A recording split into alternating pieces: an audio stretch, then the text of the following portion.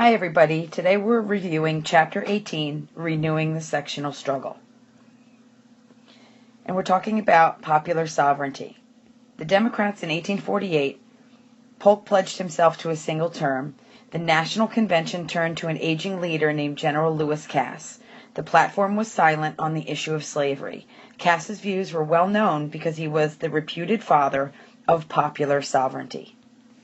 Popular sovereignty was the doctrine that stated that the sovereign people of a territory under the Constitution should be able to vote and determine the status of slavery in their to-be state.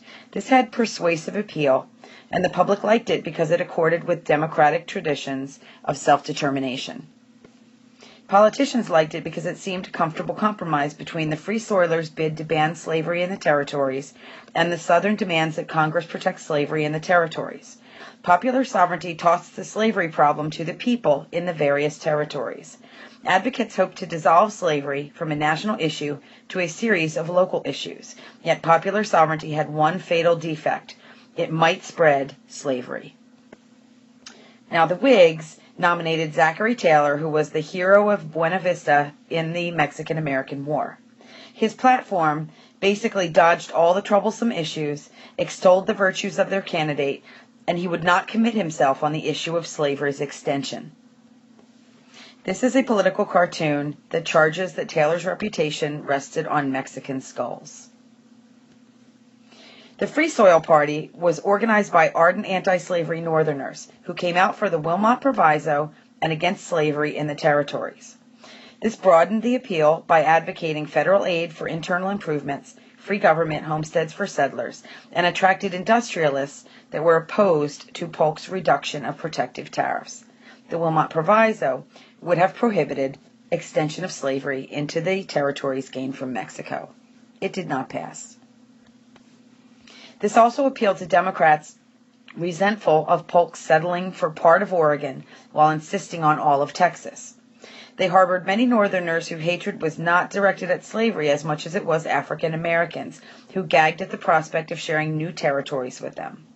They contained some conscientious Whigs who condemned slavery on moral grounds, and Free Soilers chose Van Buren. The Free Soilers party platform condemned slavery not so much for enslaving blacks, but for destroying the chances of free whites to rise up from wage-earning dependence to self-employment. They argued that only with free soil in the West could American commitment to upward mobility continue to flourish. This was the first party organized around the issue of slavery and confined to a single section, and it foreshadowed the emergence of the Republican Party. Taylor's wartime popularity showed that he was very popular, and he wins 163 electoral votes. Cass was popular as well, but only won 127 electoral votes, and Van Buren was not as popular, but he diverted Democratic strength from Cass in the critical state of New York. California is going to be full of gold during this time period. The discovery of gold near Sutter's Mill, California, was early in 1848. The most reliable profits were made by those who mined the miners, and they charged outrageous rates for doing laundry and other services. The 49ers, as they were called, chased their dream of gold, most notably to Australia in 1851. This is a map of the California gold rush country. You can pause and read the explanation. This is a picture of miners in California. These were place miners, and you can read the explanation when you pause the video. The California gold rush attracted tens of thousands of people. There was a high proportion of newcomers who were lawless men, accompanied or followed by virtueless women. Crime inevitably resulted, and robbery, claim jumping, and murder was a common thing. The majority of Californians were decent, law-abiding citizens that needed protection. They struggled to erect an adequate state government. Encouraged by President Taylor, they drafted a constitution in 1849 that excluded slavery. Then they appealed to Congress for admission, bypassing the usual territorial stage because of the extremely rapid growth in population. Would California be the straw that broke the back of the Union? South in 1850 was relatively well off. They had national leadership. They had Taylor in the White House. They had a majority in the cabinet and on the Supreme Court. The cotton fields were expanding. Cotton prices were profitably high, and few believed that slavery was seriously threatened. The South deeply worried, though, that the ever-tipping political balance would harm them and eliminate slavery.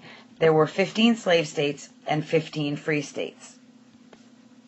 The admission of California would destroy the delicate equilibrium in the Senate. The potential slave territory under the American flag was running short.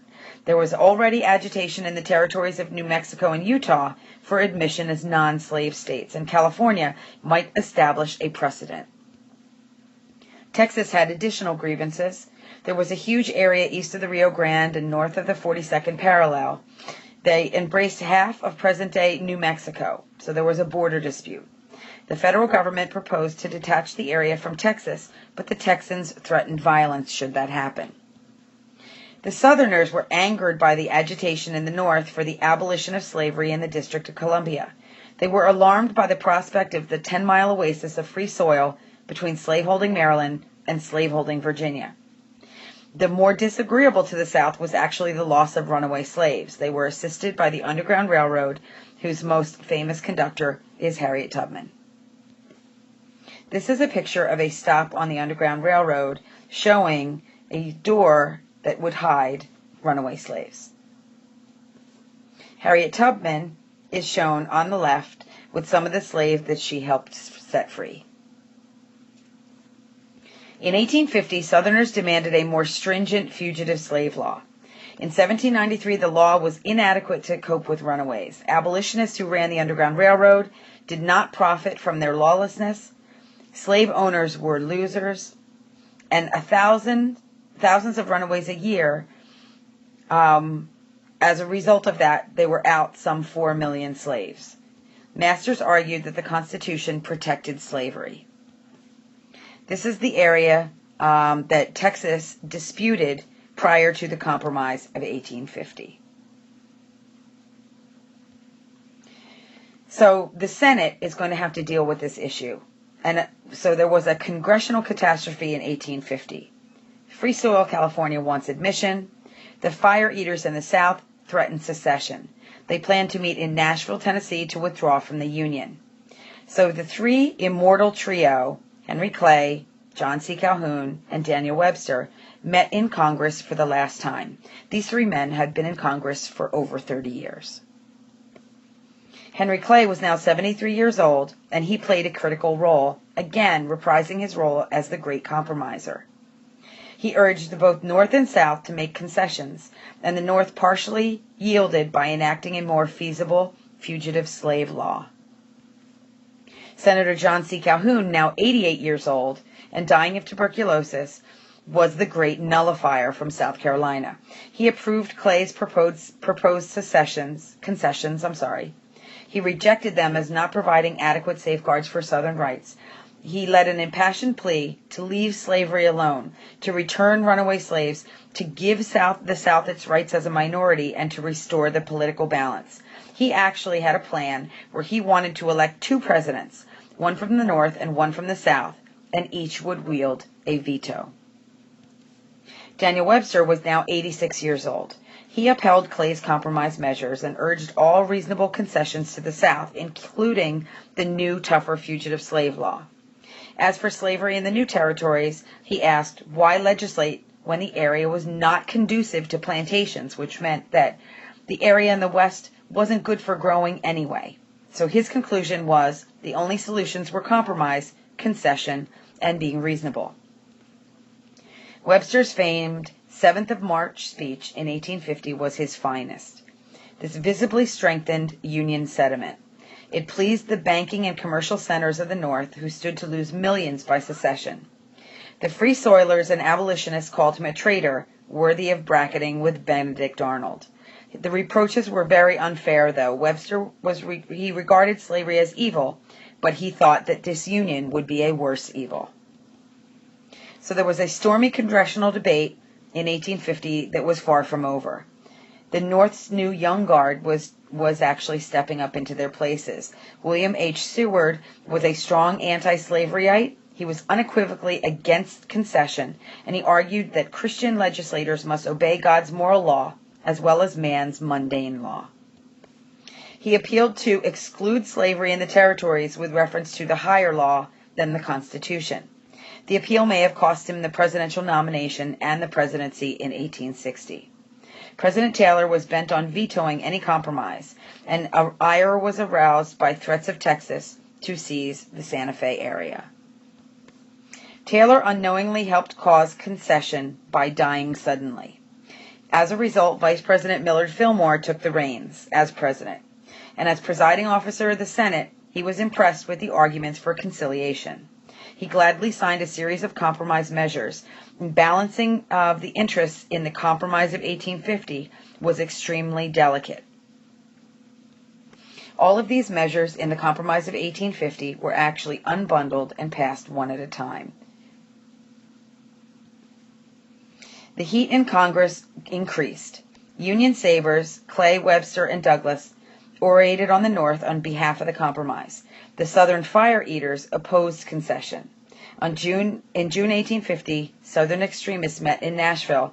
They took a strong position in favor of slavery, and they condemned the compromise. The second era of good feelings was dawning, though, and talk of secession was subsiding. Peace-loving people, both North and South, were determined that the compromises should be finality and that the explosive issue of slavery should be buried. This is a picture of Henry Clay proposing the Compromise of 1850. So who got a better deal from the 1850 Compromise? These are the things that the North got out of the deal. California was admitted to the Union as a free state, which tipped the balance permanently against the South. The territories of New Mexico and Utah were open to slavery on the basis of popular sovereignty, which means the voters would decide and vote to see whether they would be slave or free.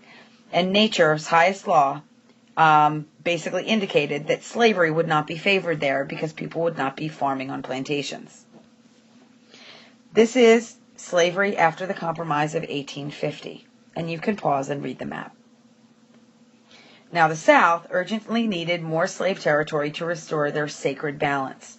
If not from recent conquests of Mexico, then the Caribbean was one answer. The halted drive towards abolition in the District of Columbia temporarily appeased them, but they had to accept outlawing of the slave trade in D.C. eventually. The Fugitive Slave Law of 1850 was a stronger law. It stirred up a firestorm of opposition in the North. Fleeing slaves could now not testify on their own, and they were denied a jury trial. The federal commissioner who handled the case of a fugitive was paid. If the runaway was freed, they only earned $5, but if they found that they were a slave and returned them to slavery, they were paid $10. Northerners who helped a slave escape were liable to heavy fines and jail time. The man-stealing law was abhorrent to the North.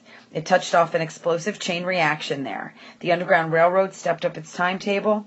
Massachusetts made it a penal offense for any state official to enforce the new federal statute. Other states passed personal liberty laws to try to slow down the return of slaves to slavery, and abolitionists protested vehemently against the law. Beyond question, the Fugitive Slave Law was a blunder by the South. The slave catchers redoubled their efforts. With the delay of fighting during the 1850s, the North forged ahead in population and wealth, in crops, factories, foundries, ships, and railroads. The delay added immensely to the moral strength of the North, and the 1850s did much to bolster the Yankee will to resist secession, whatever the cost. Thus, the Compromise of 1850 really won the Civil War for the Union. This is a political cartoon that shows protesting the Fugitive Slave Law in 1850. In 1852, the Democratic Nomination Convention was in Baltimore, and they nominated a dark horse candidate named Franklin Pierce, who was from New Hampshire. He was weak and an indecisive figure. His war injuries caused him to be known as the fainting general. He was enemy-less, though, because he was too inconspicuous. And a pro-Southern Northerner, he was acceptable to the slavery wing of the Democratic Party. This is a map of the legal status of slavery from the Revolution to the Civil War. The platform revived the commitment to territorial expansion as pursued by Polk, who emphatically endorsed the Compromise of 1850, including the Fugitive Slave Law. The Whigs convened in Baltimore. Having won in the past with war heroes, they turned to Old Fuss and Feathers, General Winfield Scott. He was the ablest American general of his generation. The Whig platform praised the Compromise of 1850. The campaign degenerated into personal attacks, and the Whig Party was hopelessly split. The anti-slavery Whigs in the North accepted Scott as a nominee but deplored his platform, which endorsed the Fugitive Slave Law. Southern Whigs doubted Scott's loyalty to the Compromise and to the Fugitive Slave Law, and accepted his platform but rejected him as a candidate. General Scott, victorious on the battlefield, met defeat at the ballot box. The Free Soil, John Hale, took the Northern Whig votes away from him. Hale took 5% of the popular vote, thus swaying the election towards Pierce, who won 254 electoral votes to 42. The popular count was closer, though, but he still won the election. So the election of 1852 had frightening significance. This effectively marked the end of the Whig Party. The Whigs' complete death was an eclipse of national parties and the rise of purely sectional political alignments. They won 2 presidential elections, the Whigs, in 1840 and 1848, with war heroes. But their greatest contribution was to help uphold the ideal of the Union through the electoral strength of the South and the eloquence of leaders like Clay and Webster. Now, the spirit of Manifest Destiny was revived. A continuous Atlantic to Pacific transportation route would effectively sever the two Americas. British encroachment in the area drove the governments of the United States and New Granada to conclude a treaty in 1848. This guaranteed the American right of transit across the isthmus in return for Washington's pledge to maintain perfect neutrality on the route. Free transit of traffic might not be interrupted. This is a map of Central America showing British possessions and proposed canal routes. The agreement led to Theodore Roosevelt's assertion of American control of the Panama Canal in 1903, and also led to construction of the first Transcontinental Railroad. The Clayton-Bulwer Treaty in 1850 stipulated neither USA nor Britain would fortify or seek executive control over any future Isthmian waterway.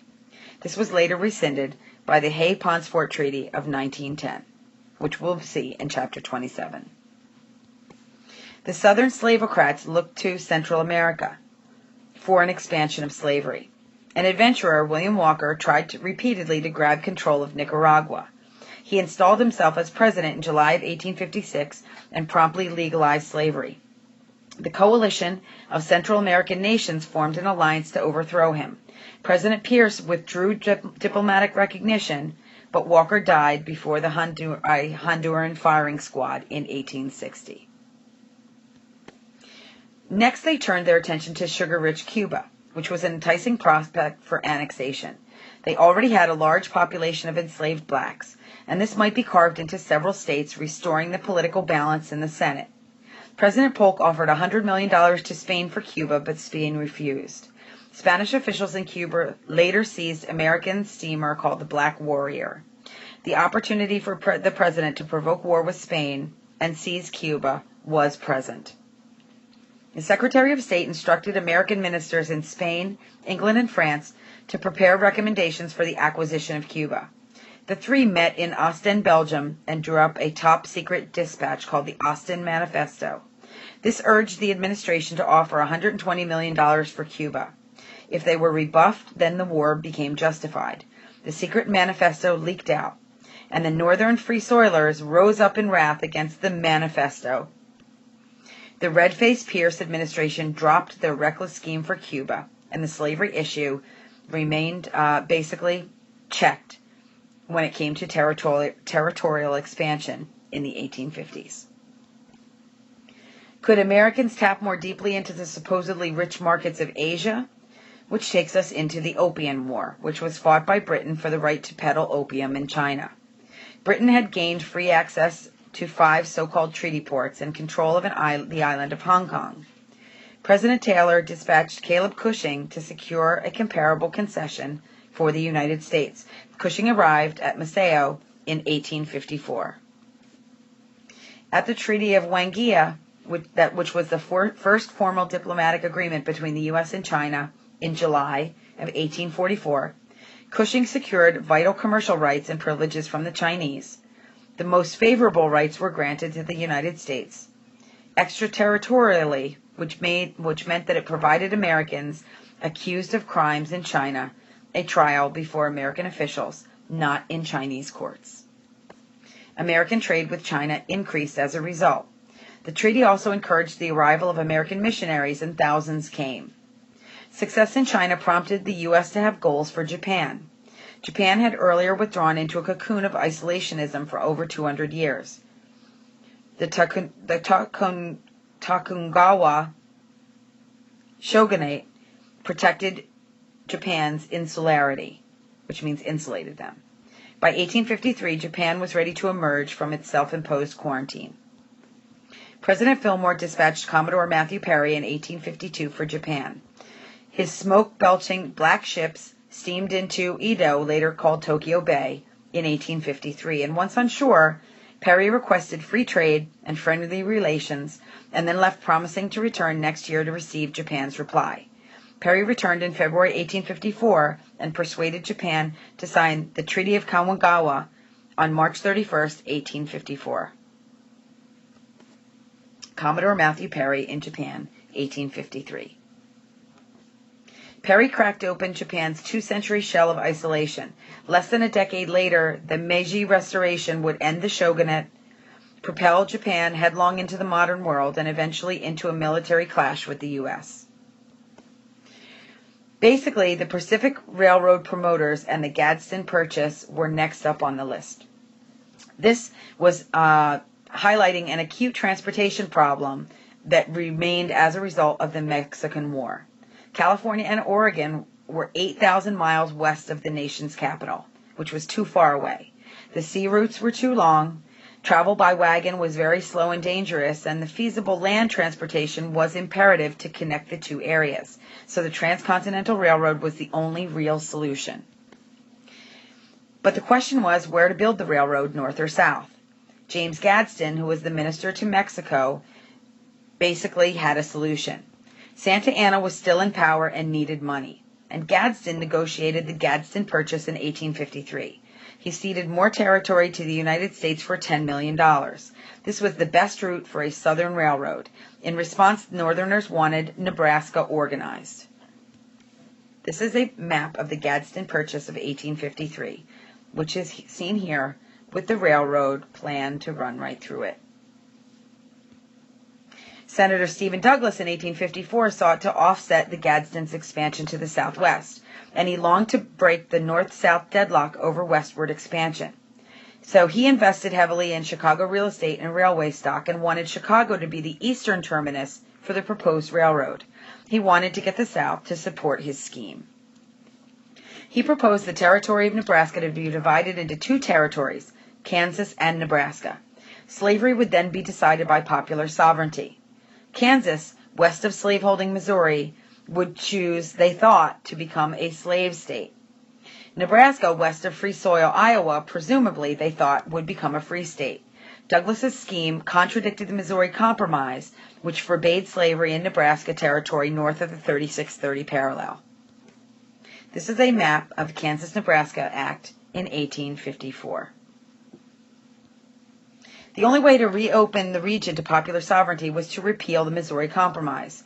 To Southerners, here was the chance for another slave state. President Pierce threw his support to the Kansas-Nebraska bill. Douglas rammed the bill through Congress with strong support from many Southerners. Douglas acted impulsively and recklessly and predicted opposition in the North, but he grossly underestimated it.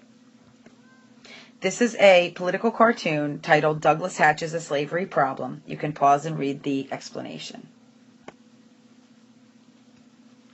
The Kansas-Nebraska Act is one of the most momentous measures to pass Congress. It greased the slippery slope to the Civil War. It infuriated anti-slavery Northerners. The future compromises would be much more difficult after this. The Fugitive Slave Law of 1850 became a dead letter, and the act wrecked two compromises, the Missouri Compromise of 1820 and the Compromise of 1850. Northern abolitionists and Southern fire eaters saw less and less they could live with. Ranks of anti-slaverites gained numerous recruits. The Democratic Party was shattered by the Kansas-Nebraska Act. The most durable offspring of the Kansas-Nebraska blunder would be the new Republican Party. The Republican Party springs up in the Middle West, in Wisconsin and Michigan, and gathered dissatisfied elements including Whigs, Democrats, Free Soilers, Know-Nothings, and other foes of Kansas-Nebraska. This also included Abraham Lincoln. The party grew rapidly, but was a sectional party, and was not accepted south of the Mason-Dixon line. The Union was left in dire peril. This is the chronology from the chapter.